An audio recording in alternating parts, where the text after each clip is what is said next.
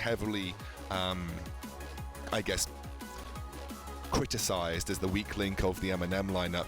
But, TCA has been told it has its own weaknesses. Fearless sometimes can underperform. And, yeah, I think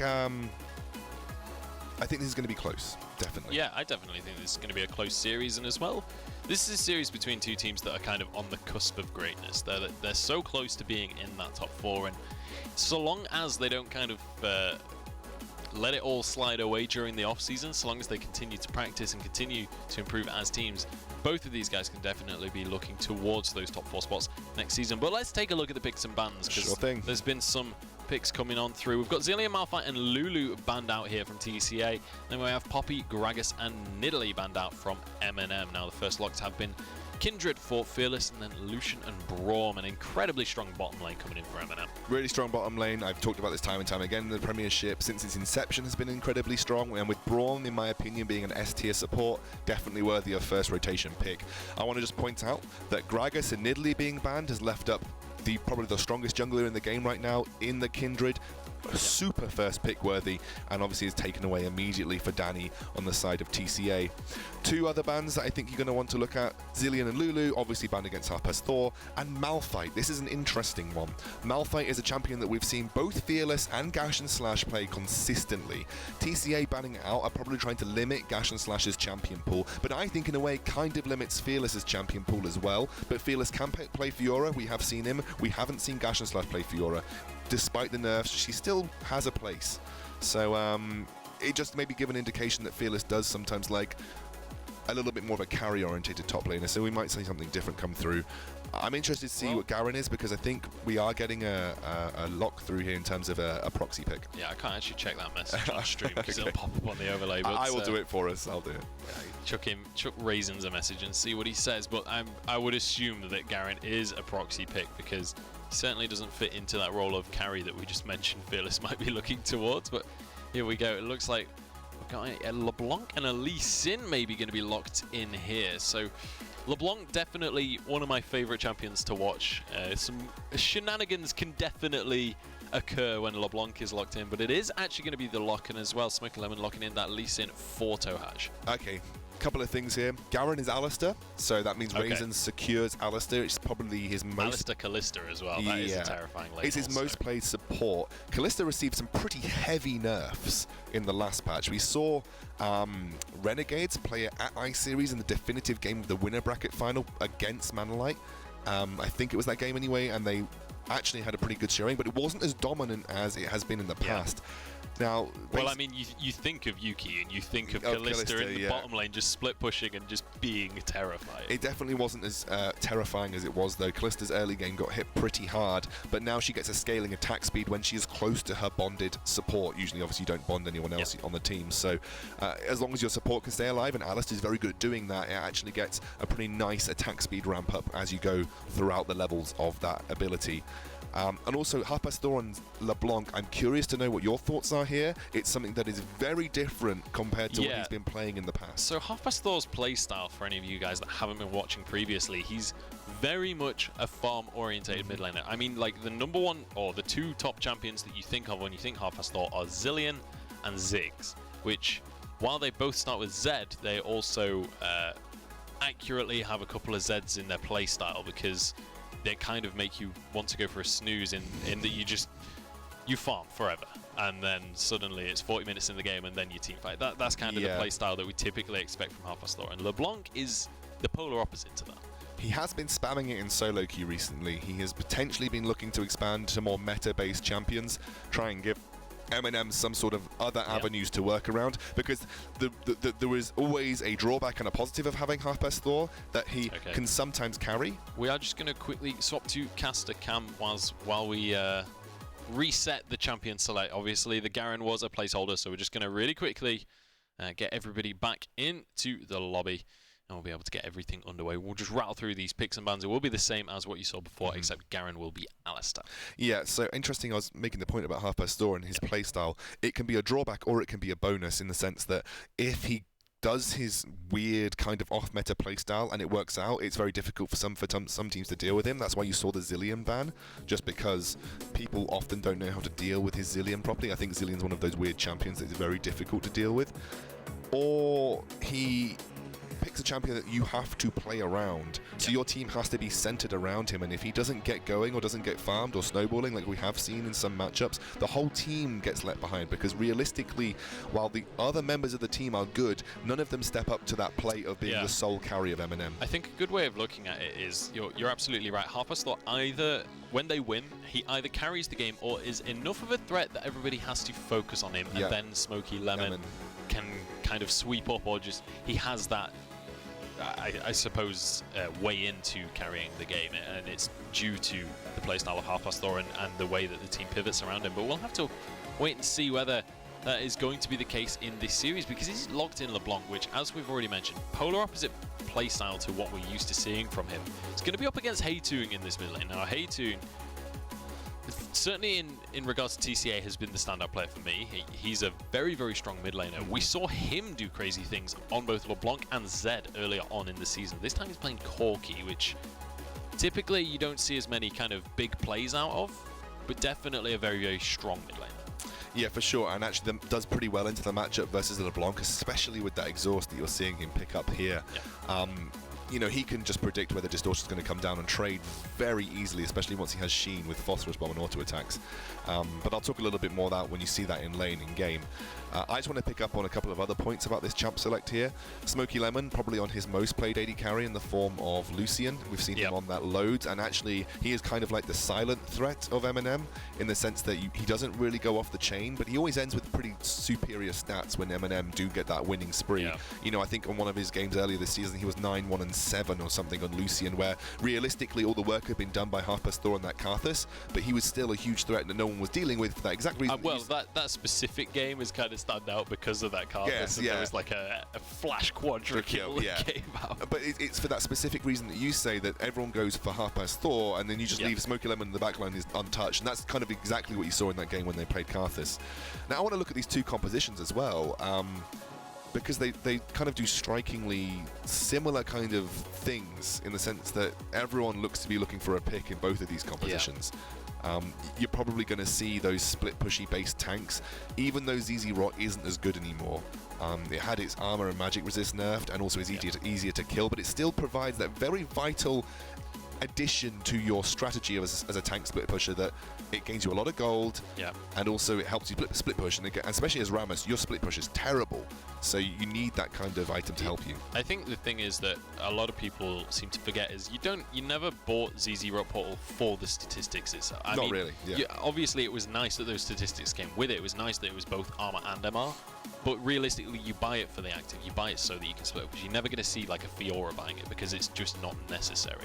So while that nerf has affected it, and you might see less of it, it is still, if you're playing a champion that would have got him before, it's still viable to buy now. Yeah, for sure. I've seen a lot of people play Maokai recently in the top lane, and they actually just forego it completely, go from a Sunfire Cape into Spirit Visage. They get the armor and MR just through that route. Yes, the MR and... Maokai's very good at clearing waves, though. Yeah, but I'd say Nautilus is pretty good at clearing waves, but I'd still expect a Nautilus to potentially buy it. It's just that I still think it's a very viable item. Not only does it help you ramp up your statistics, and it gains you... I mean, you should look at the gold statistics of some of the ZZ Rots that are picked up on these tanks. If you get it early in the game, I think I had like a 2,000 gold achieved from ZZ Rot in about a 35-minute game when I was playing as Maokai. I bought it at Maokai. I mean, it gets you basically a whole item by itself. And if you're planning to go to the late game, like you probably expect with both Rammus and Nautilus in a sense, because that's where they become powerful. Well, actually, Nautilus is still powerful now, but Rammus specifically, you'll be wanting to go towards that late time, try and accelerate the gold income. So I quite like it early on in Rammus. You mentioned that, and actually, interestingly, they've gone for that Rammus, which, as you say, really comes into his own in that late game. But when you look at the jungler, mid laner, and AD carry, they're much more sort of mid-game focused champions. And I'm kind of working out what the MNM composition is designed to do. It definitely is pick, but I think he's going to have a hard time getting onto both Corki and Kalista, who really are going to be his targets. Maybe Kindred at one point, but you know, you've got LeBlanc who's going to want to blow someone up. Kindred ultimate just completely negates that. Once she's burnt all of her cooldowns, you know, she's kind of useless in a sense that you have to wait for all of those cooldowns to come back up before you can do anything. Kindred is so good against these burst-based champions. And then on TCA side, you've got a really lovely mid-game orientated composition. You have really good AoE. You've also got triple AD carry. Yeah, great for pushing towers. Yeah. And you have pick on its own in its own right with the Nautilus and the Alistair, and then you bring more to the table than the MNM composition because you've got Corki and Callista who are really powerful in the mid game, and then if Kindra can get rolling, can be a huge threat in herself. Frontline can still be Alistair because he acts as more of a tank than most other supports because of his ultimate, and then you have the Nautilus too. So. Yeah, I just prefer the TCA composition coming into this. I don't know how you feel. I know people might find it odd that I asked Joe's opinion because he's play-by-play, but his knowledge has got so much better over the last 3 or 4 months that he's just been casting League consistently. So I like your opinion. It's good sometimes. Thanks, mate. That's the most patronising thing. Oh no, but you said it to ever me. Said to me on stream. You said it to me. You said, "Oh, kid, and I think like my knowledge is getting really good." I was like, "Yeah, it is, Joe. You're doing really well." I think when I actually put effort into learning it, my knowledge gets pretty good. But yeah, anyway.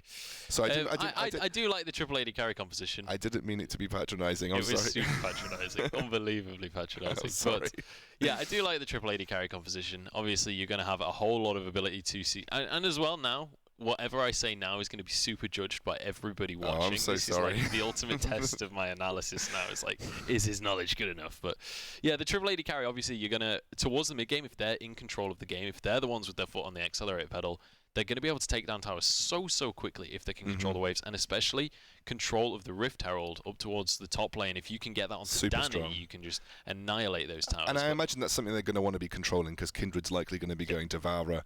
I know it doesn't offer the same amount of stacks that it used to, but it's still 2 stacks. Yeah, it's still 2 stacks, and it's the same as a River Scuttler, but it's 2 stacks. That's 2 jungle camps. You can't say no to that, and you probably be wanting to maintain control of that too. You can say no to that. If you really want. If you really wanted, but why would you? Free will and all that. But we are into the game for our first match of Week 7. It's MNM up against TCA, or TCA up against MNM, I suppose, since they're on the blue side. But we're on to Summoner's Rift, and we're ready to get this match underway. They're playing for 5th and 6th position. They're playing for seeding in the relegations, and we do have a pause to kick things off. So we are going to continue talking about the compositions for a little while. Let's talk about the lane matchups, because that's not something we've touched on I've gone bright red, much. and my face is really hot because I feel like I embarrassed myself by accidentally being patronising when I didn't mean to be. That's okay. That's okay, buddy. I forgive you. Yeah, you balance the patronising out now. It's okay. Yeah, exactly. I want to talk about this jungle matchup because we have 2 very historically aggressive junglers in Kindred and Lee Sin here for Danny and Tohaj respectively. Do you expect, I mean, typically I would expect a Lee Sin in general to be very aggressive in terms of ganking, in terms of going for counter jungling when you know where the enemy is. Yeah. Kindred, not much of a duelist in the very early levels. I mean, she's okay as a duelist. It really depends whether she can keep herself, because she's got really good sustain, and Kindred is one of the best sustain junglers in the game. If she can get away from that Lee Sin Sonic Wave and obviously Resonating Strike, then you can probably win matchups with Lee Sin in the early game. It really depends on how aggressive Lee Sin chooses to be, because if you can catch Kindred at a camp or you know, whatever, going for that kind of counter jungling, then it is pretty good to do that. But like you said, you expect Lee Sin to have more presence on the map early on. Kindred will likely want to be either getting marks, or she really needs a good opportunity for a gank to happen, basically. In that top lane, I imagine Kindred will be looking to put pressure on early on, just because of the CC that Nautilus provides. Kindred does so well when ganking into high CC lanes. They're going to get some wards up for a potential lane swap here. Yeah, so both teams managing to get those lane swap wards. We did see, obviously, the invade come out from MNM, but it is going to be spotted out almost instantly by their opponents, and it is just going to be warded away. So I'm interested to see whether we see any kind of lane swap shenanigans come out with those wards in place. It's literally just Heytung on the map right now as everyone else has gone back to base. But by the looks of things, we've got an AD carry heading up towards the top lane in the form of Ayuki. Yeah, so it looks like they were looking for a potential lane swap, and it's going to get spotted out now as the pings will come down as they walk across the ward. So they know that lane swap is happening now. Yep. It does mean that we're going to see the classic time-old favourite of the 4 versus 0 in that top and in that bot lane. You're going to see, I think they're going to forego wandering. Maybe you will see Prosfair wander into the enemy jungle, but it's just a little bit late, in my opinion, for that to happen now. And yeah, I don't think he's going to fully commit to this because it's so much time given to Danny and Fearless to take these buffs away. And actually, no, you're going to see a double invade coming in from both Tohaj and Prosfair with Gash and Slash. So they're going for a 3-man invade here. Yeah, they're not going to find anything just yet, though. Hating, by the way, is bullying in this mid lane. They are going to be able to steal away these Krugs. I think they're maybe not actually looking for a fight right now. They're just looking to steal away some extra XP and then head back towards this bottom lane. Yeah, so you can see the ward's gone down in the red buff because TCA had an idea that this was happening. Now they're going to have to commit to 4-man pushing this bot lane. Otherwise, they're going to get 3 buffed here. I actually think they were trying to find someone or catch someone out. Because I think what they thought was they had started the Krugs and they were going to go round to that red buff, but TCA started the red buff instead and went up to the Razorbeaks, which kind of threw a spanner in the works in terms of the predicted pathing from MNM. And if this works out well, TCA should have a really good start here.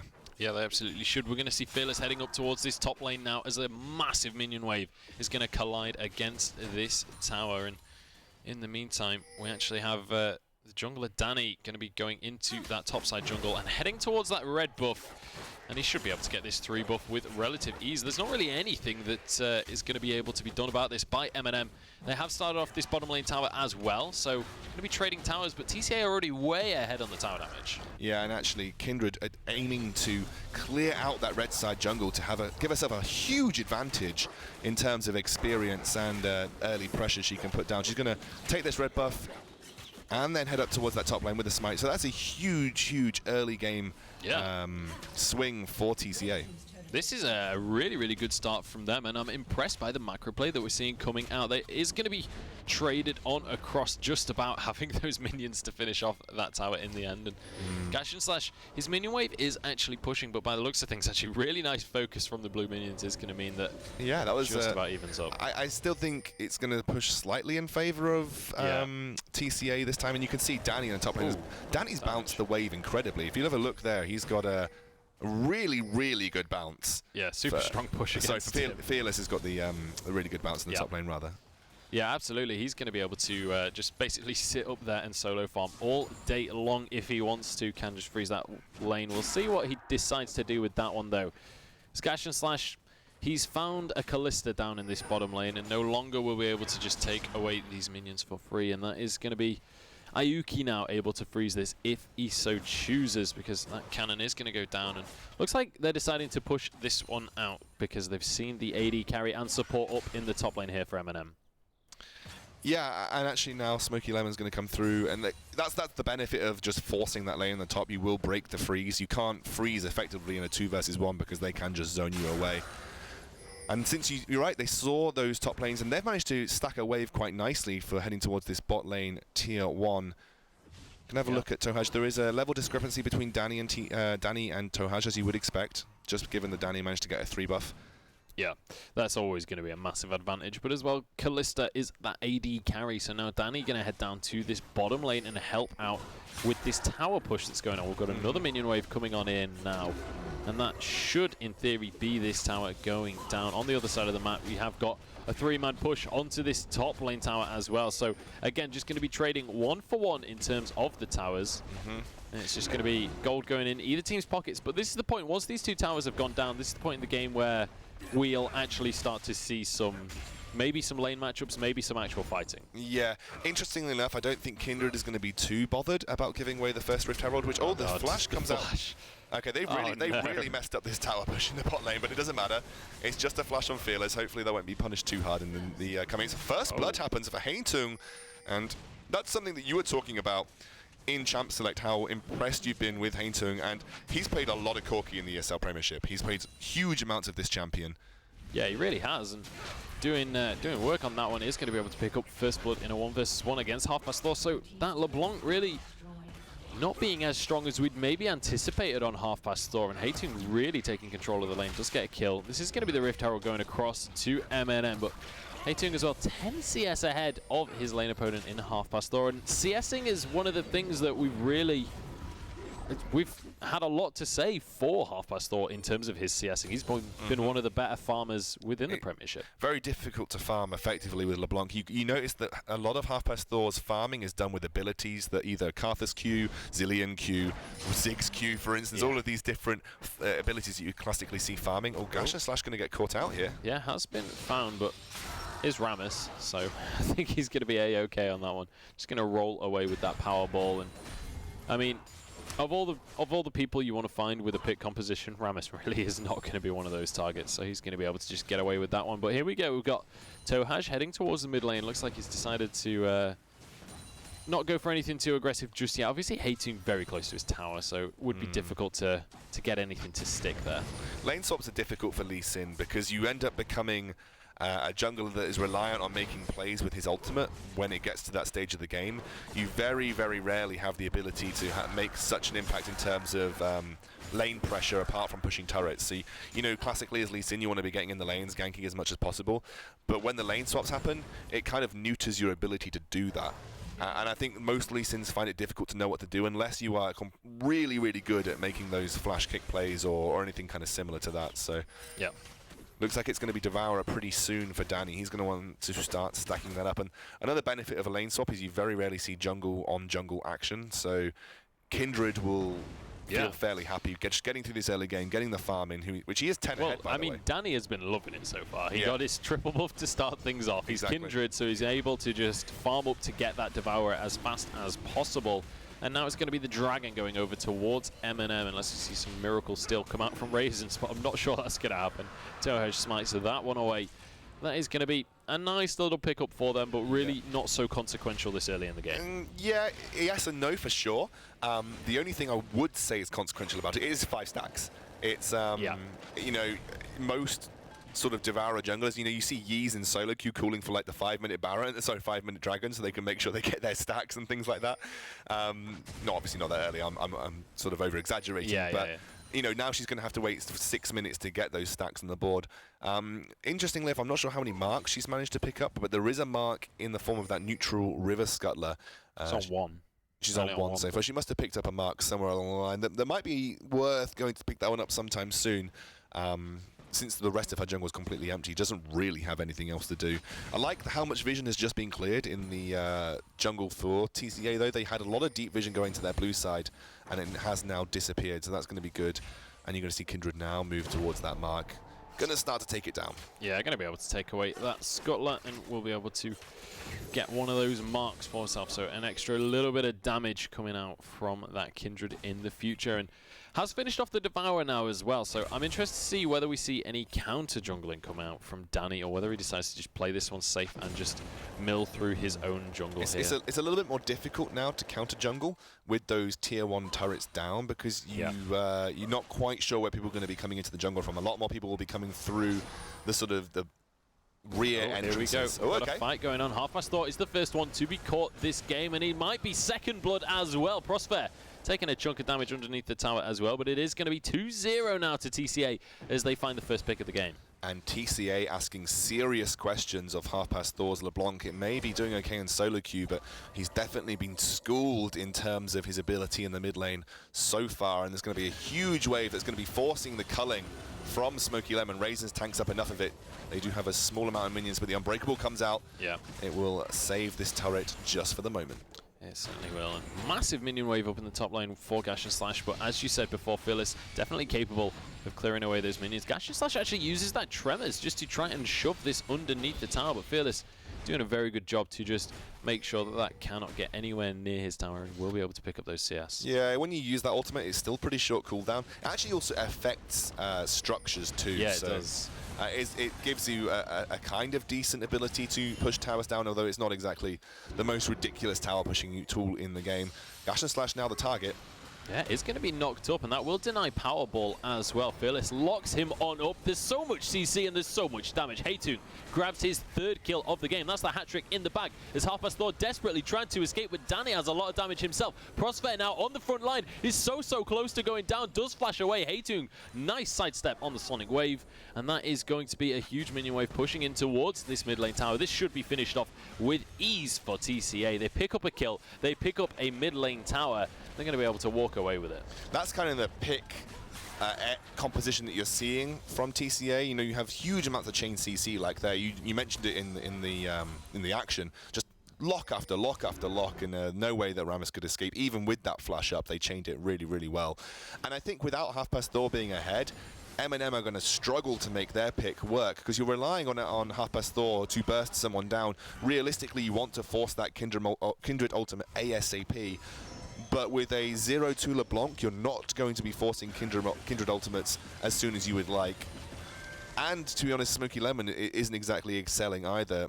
You're seeing the ZZ Rot coming out on Gash and Slash, though. I do think that is the correct item choice here. In fact, you're seeing it on both. Well, I think eventually going to see it on both Fearless and Gash and Slash. So they are going to go that previous popular build of Barmy Cinder into ZZ Rot Portal. It was kind of had its moment away after the nerfs, but it is, I think, like you said, it is still very useful. And it is still, you didn't buy it for the stats, you buy it for the ability to push waves when you, as a champion, aren't the best wave pusher in the world. No, absolutely. It's not really about that. It's not about the statistic. If you just wanted armor NMR and you wanted it in terms of just an item, then you would surely just go Guardian Angel, because you know, if you're just wanting the stats, it's got better stats and it's really good goal value. But it's all about the fact that you have that active. But here we go, Rift Scuttler actually going to be started off by the package from Hatung there. Yeah, the package, unfortunately, you have to really hit the eye of the Rift Scuttler to make sure that you're doing damage to it. But they're going to get their first Rift Scuttler of the game. And I think Kindred will pick up the marks, obviously, for being assisting. She's also going to get the River Scuttler, which very nicely spawned for her as this went down. So another 2 stacks towards that Devourer. Looks like she's going towards the Hex Drinker also. So even if they catch Danny at this point from Half Past Thor, I think they're going to struggle to force the Kindred ultimate. But look at that wave, like you said. Buffed up wave. This is going to be a tower destroying machine right now. Half Past Thor isn't going to get anywhere near to clear this either. Where does the wave clear come in when there's this many minions to deal with? That's the issue. There isn't any wave clear, really, from MNM. You've got Smoky Lemon's culling, and that's it. Which, I mean, this is the exact opposite of what you kind of expect playing against MNM, because actually down in the bottom lane we have had a catch come out onto Fearless, so bad news for TCA, but they're still going to continue pushing with this minion wave by the looks of things. They're trying to get onto the tower, but they've run out of minions. Prospect's so low, but they can't quite finish him off, and there's another wave arriving. However, Gash and Slash is going to be coming into this fight very shortly. A couple more auto attacks will finish off this tower though. Tohaj goes in and forces the flash. Half Past Thor gets onto Hatung, but that is going to be the ultimate coming out from Danny. Gash and Slash now enters the fight. He is going to be knocked away. A nice kick onto Danny, who doesn't have Lamb's Respite. But look at the kiting coming out from TCA. They're doing a fantastic job to survive. And we've actually got a teleport comes out from Fearless. Prospect is going to go down. Fearless going for the re-engage. He doesn't have his ultimate available, but they are going to find a pick for themselves. And maybe, just maybe, going to be able to get away with it. Wow, that was so close from TCA. You saw there, Half Past Thor right at the start of the fight used a double distortion, not to apply damage to the team, but to clear the wave as best as he physically could. Managed to just juke away from that Alistair Pulverize too. But the issue was, you know, once you've used both your Distortion and Mimic, you're not going to be able to burst someone. He didn't even have the damage to burst Hatung out there. I don't even think the Kindred Ultimate was particularly needed at that point in time, but it definitely did help as the Rammus teleported in. And that is the issue, in my honest opinion, the issue with the LeBlanc, especially when you're behind. You use that rotation, you've got nothing, so you've used that rotation to clear the wave as best you could, and then you're not really a threat at that point in time. You've got a good 5 seconds before you become a threat again, and that gives TCA all that time in the world to push onto the tower once more. So, and also, very importantly to note, a lot of time was spent by MNM killing Fearless in the bot lane, which is what gave TCA that ability to push onto the tower. Both Tohaj and Gash and Slash committed a good 15 seconds to take out Fearless, which meant that TCA knew that they could push onto that tower for free. Yeah, one thing as well that happened was Gash and Slash teleported to a ward in the middle of the jungle to try and engage that fight. And you could see that his home guard had just about run out by the time he actually got into the fight. So the ward, obviously, I didn't actually see what ward it was, but it was obviously not very close. I think that's that pink that you can see there. Yeah, just in the, in the, I know which bit you mean. But because of this one, right because of the minion wave, Fearless was able to get a really good flank TP. Soon going to get caught up by Ethereal Chains, but Half Past Thor deciding not to commit to that one. I suppose they're just not happy with the amount of vision they've got. Yeah, also he didn't really have the follow-up either. Hatung, having got that QSS and that Triforce is not likely to be going down anytime soon. Solo raises the target. Raisins might be going down sometime soon, though. Does have to use his ultimate just to keep himself alive, and actually jumps back into the fight. I think he was trying to buy time for Haintung. I think Haintung wanted to commit, and then Raisin said no. So this may give the opportunity to push onto this mid lane tower for MNM. The rest of TCA are now responding and coming to the defense. Tohaj looked for the kick as well, so he does actually have his kick available and his flash should he need it. Yeah, and that minion wave is going to get cleared so easily. Prospect is going to be locked up and taken. No! One more auto attack would have finished it, but they can't quite land it. Hey, Prospect manages to walk away on about 1 HP, but it is going to be TCA clearing this wave and defending the tower. Yeah, another thing to note, that was a really good kick by Lee Sin. I think it knocked up all the members of TCA at that point in time, managed to stop that chase in its tracks. The ultimate from Braum, maybe not as effective. They're going for Hatung here.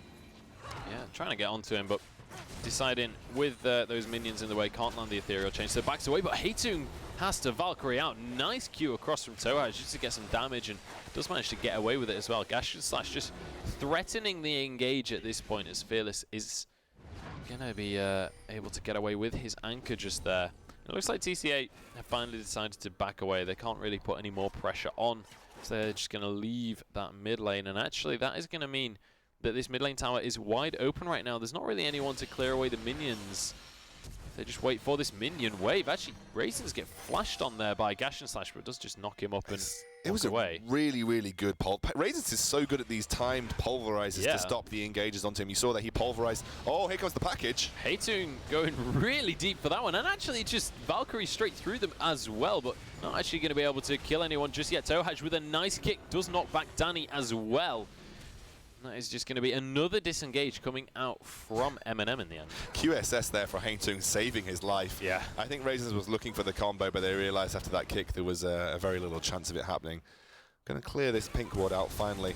Haintung just manages to jog away. I don't think that would have killed him either, but he does manage to just get away from that. Would have been certainly pretty painful for him though, and that's going to be Prospere taking up a lot of damage. That Unbreakable blocks a lot, but not quite enough in Prospere's opinion right now, because he got chunked incredibly low. But this is going to be a tier 2, starting to feel the pressure right now. They can't commit to this right now, but there's another beautiful knockup coming out from Raisins. Tohaj just escapes with his life. Heal had to come out from Smoky Lemon there, and TCA are just laying on the pressure. They're laying it on thick right now, but Gash and Slash on this front line is going to be able to tank up Fearless, but actually there's very little mana on anyone from TCA, but Gash and Slash so close to going down, but he is going to be able to stay alive. Prospect drops, Gash and Slash is going to be able to get away with it, but there's the knock up from Raisins as well. Smoky Lemon can't quite be finished off, but it is going to be the tier 2 tower taken in the end. Tohaj does land his mark, but he can't follow in onto Danny there, and it is going to be TCA once again taking a kill in a tower and getting away with it. Wow, I mean, this kiting from TCA is absolute masterclass right now. They're baiting in MNM as far as they can take it and then just picking up a kill on the rebound. Really, really strong. And Danny's actually going to back on. He finally realizes. I mean, I'm just very impressed with the way they're kiting. And given how mobile all of their carries are, it makes sense that kiting is a really good option to play into, especially with the Rammus, who can be kited fairly effectively. You know, both Danny and Luke are doing a great, or Ayuki.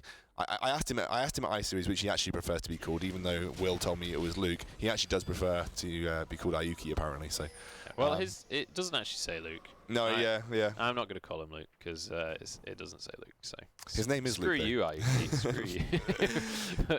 Yeah, I mean, generally speaking, just while we're on the subject, if you want me to call you something that's not your name, it has to be something that I can easily remember by looking at your name, and it has to be something that I'm going to say on stream. Because I've had so many messages over the years of like people like, oh no, I need to be called this. It's like, well, call yourself that then. Or if we're pronouncing your name wrong, don't be afraid to tell us. Yeah, tell me if I'm saying it wrong. Because I do want to know. If it's like just that I'm pronouncing it wrong, then fair play. That's my fault, not yours. If it's accent, though, you know, we can't do anything about that. I'm sorry.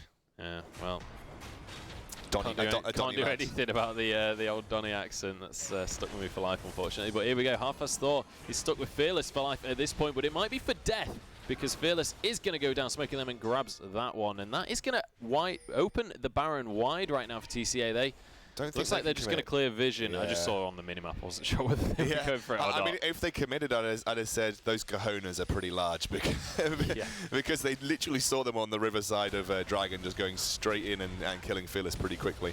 Fearless does have teleport, though. They will lose mid lane turret for his death. It's not the worst thing. I'm not sure what's going on here, though. Yeah, Raisins goes in. Prospect does get a nice couple of knockups there. Gash&Slash gets the taunt onto Danny, who gets kicked away from Lamb's respite. It is going to keep Ayuki alive, though, and Gash&Slash ends up going down. TCA just winning out in these fights. Half past Lord trying to do the damage. Smokey Lemon jumps forward, grabs one for himself, but he can't quite finish off the second one. Fearless. And here comes Fearless. He's on the flank, and he's getting Half Past Thor. Swings that anchor into his face, and is going to pick up the kill. There's only 2 members remaining for MNM. We're going to see Tohaj just desperately escaping through the jungle. Prosphere managing to get that base off as well. But it's not going to be enough to keep this middle inhibitor alive. Again, I'm not sure why Prosphere went so deep in that situation. Maybe he thought, oh, it's 4 versus 5, we can force this fight. But he took so much damage, and I think that ultimate was kind of half defensive, half offensive. Here comes the Unbreakable as they push onto this inhibitor tower. I think TCA are going to back away here because Gash&Slash is up and will have those home guards.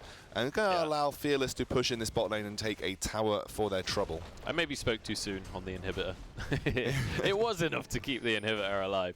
But it is going to be a tier 2 tower going down in that bottom lane. Fearless looking to try and escape from this one, but he is being chased by Aramis, which is not the easiest champion. Oh, nice block actually by Gash&Slash. Just deny the anchor, and Fearless slowly but surely will be going down. Nice kick comes out from Tohaj, and that should just about secure this kill eventually when they finally manage to finish him off. A lot of CC, and Half Past Thought is going to get the killing blow in the end. Some members from TCA actually arriving to maybe try and contest this, but I don't think this is really worth contesting, especially 23 minutes in the game when it's only the 3rd dragon. I don't think this is the kind of game where we're going to see anywhere near 5 dragons.